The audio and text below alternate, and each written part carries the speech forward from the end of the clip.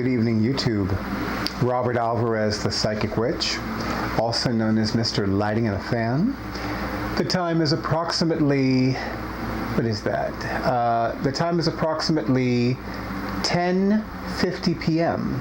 and the date is Wednesday, January 2nd, 2019. This is the fifth new video of 2019, the year of enough is enough. Welcome to this new year, this new calendar year. So I wanted to do a quick little video.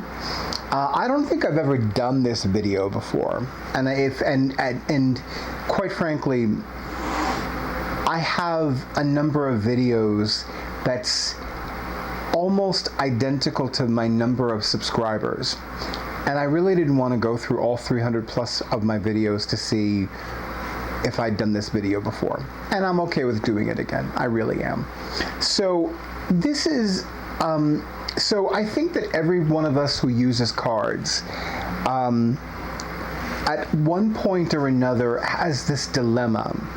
And I could be wrong about this. I could be very wrong about this. This dilemma about shuffling. So what I'm going to do is show you how I shuffle the deck. And the thing that I always tell my clients is shuffle in the manner most comfortable to you. And I think that's a really good rule of thumb. Now, some people shuffle really hard. So I would not recommend using a tarot deck with them that, let's say, is out of print or that happens to have 24 karat gold leaf on it. Those are just some personal recommendations, but I'm going to have my awesome audiovisual person do a close-up of my hands, and I'm going to show you how I shuffle. This is how I shuffle the deck when I'm giving myself a reading, when I'm pulling cards for myself, when I'm shuffling the deck to get it ready for the client, if I'm using cards, because I do use different systems of divination, but when I'm using cards, this is what I use. And this is an oracle card deck. This is actually my very first copy of the Goddess Oracle, created by Amy Sophia Marashinsky, illustrated by Harana Janto. So this is how I shuffle the deck. Now, I have a dear friend named Gary. Gary co-founded the NYC Open Gay Men's Pagan Magic Circle, and it just so happens that Gary reads cards professionally. He, I think he exclusively uses tarot. I don't think he uses oracle card decks. I think he only uses tarot cards. So I'm going to teach you how he taught me to prepare a deck, to season a deck. If you have a brand spanking new tarot deck or oracle card deck, and you can use this for both. You can use this for a tarot deck, for an oracle card deck, for a Lenormand deck, for a Kipper deck, if you have a deck of Naipes, if you have any deck of cards that you use for divination. This is a really easy but powerful way to season the deck. So since I'm doing this video next to my gorgeous Yule tree, I'm not using a tabletop, but let's pretend this is a brand spanking new deck. So what I would do is I would take the cards and I would probably not shuffle them at the beginning, but I would lay out one card, and I would lay out one card in 5 piles until I went through all the cards.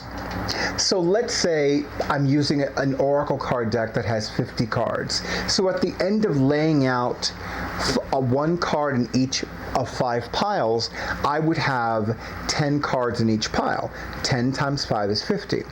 Then I would gather up all the cards, and then I would start with 7 piles. So then I would place one card in each pile, separate piles for 7. Think of it as if you are at first dealing out cards for a game that has 5 players. So one card in each pile, for one card for each player, until you go through the entire deck. And then let's say in the second round, you're dealing out cards for 7 players. So 1 card in each pile for 7 piles until you go through the entire deck. The last round is the third round. So then you're going to lay out 1 card for each pile for 9 piles. So 1, 2, 3, 4, 5, 6, 7, 8, 9. Then you're going to start from the beginning again. 1, 2, 3, 4, 5, 6, 7, 8, 9. And you're going to go through the entire deck until you've laid out all the cards. And then you're going to gather up all the cards from the 9 piles, and then you're going to shuffle them. I usually recommend shuffling at least 13 times. 13 is a sacred number to the witch, and 13 is the number of, usually, the number of full moons in a calendar year, meaning from January 1st to the following December 31st. So usually I'll shuffle 13 times, and then I will cut that deck, and then I'll cut the deck into 3 piles, and then put the 3 piles back together however I'm divinely guided. Now your deck has been thoroughly seasoned, and it is ready to be used for divination. It is ready to be used with your clients, with yourself, with your friends, your loved ones, etc. Or for however you want to use the deck. If you're going to use the deck, if you've studied the deck, if you were divinely guided to study using the deck beforehand, then you're ready to use it for readings. This is not gospel. This is something that I was taught by a fellow witch who also gives readings professionally, who I hold in high esteem, who has taught me a great deal about magic, about witchcraft, about the goddess, about ritual, and about reading cards. And it serves me very well. And for those of you who are learning magic, who are learning witchcraft, who are learning to be more comfortable with divining with cards, especially tarot cards or oracle cards, this is something for you to use as well. If you do choose to use this, let me know what your experiences are like. Let me know how comfortable it was for you. Let me know anything. I would be curious to hear what your insights are, what your experiences have been since you began using this.